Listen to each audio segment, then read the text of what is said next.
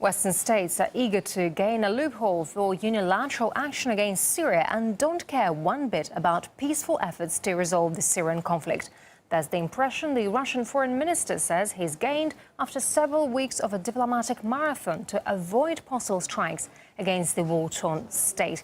RT's Irina Glushko is joining me now live from central Moscow. Hi there, Irina. So some harsh words indeed from the Russian foreign minister. What's behind this disappointment?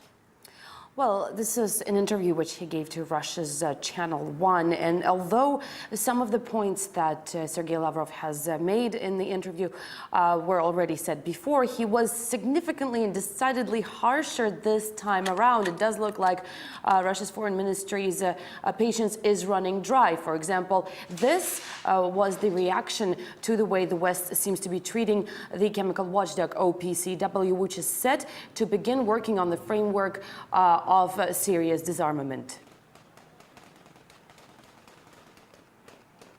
Our American partners are starting to blackmail us. They say if Russia does not agree to a Chapter 7 resolution in the UNSC, we will stop working with the chemical watchdog in The Hague. This completely counters what we agreed on with John Kerry, namely the chemical watchdog's decision and then a supporting resolution from the UNSC, but without Chapter 7. Well, of course, the Chapter 7 means that in case Syria does not comply with the disarmament, that means that the military intervention could be employed, and the United States and France actually want to see that provision written out in the upcoming new resolution on Syria, which the UN is supposed to discuss in the next couple of days in New York. But at the same time, Russian foreign minister said that even though there has been a report coming from there should be a report coming from OPCW, and of course there was a report from the UN inspectors who were in Syria to determine which kind of chemical weapons were used, and whether they were used and who used them. The report actually didn't touch upon any of these major questions. It was it didn't dig deep down. It was a very kind of on the surface report, and Russian foreign minister said that is exactly what the West, particularly the United States, were hoping for, because their minds seemed to have been made up way before the inspectors have even gone into Syria to do their job. Our partners are blinded by an ideological goal to remove the Assad regime.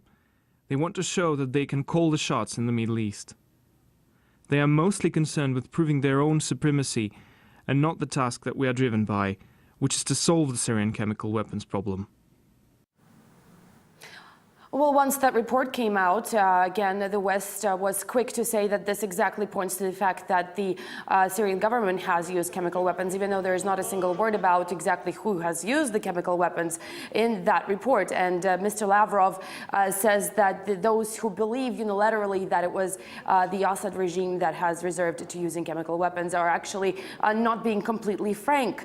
As a matter of fact, there has been proof received by a Russian Ministry of Foreign Affairs that the rebels themselves have received some unknown missiles. They didn't know what they were or how to use them, but they acknowledged the fact that they went on to use them anyways, which of course means that those missiles could be anything of the matter. They could as well contain chemical weapons. There's another part of There's another significant aspect, and that is the fact that some of the Syrian chemical weapon facilities are actually in territories which are now controlled by the Syrian rebels. That is also something to keep in mind. On the whole, however, Mr. Lavrov has said that it does not seem like the Western powers are interested in pursuing the diplomatic solution of the matter. Right now, our Western partners are trying to forcefully push forward with this Syrian resolution. They are on edge because they understand that if Chapter 7 is mentioned, there's a chance for them to get approval with the UN Security Council for unilateral action. We encourage them to keep calm and stop coming up with resolutions that put the Convention for the Prohibition of Chemical Weapons on the back burner and that prioritize US goals. Well, from the get-go, it was obvious that neither the US nor France needed a conclusive report by the UN observers, and they are essentially continuing with their blame game.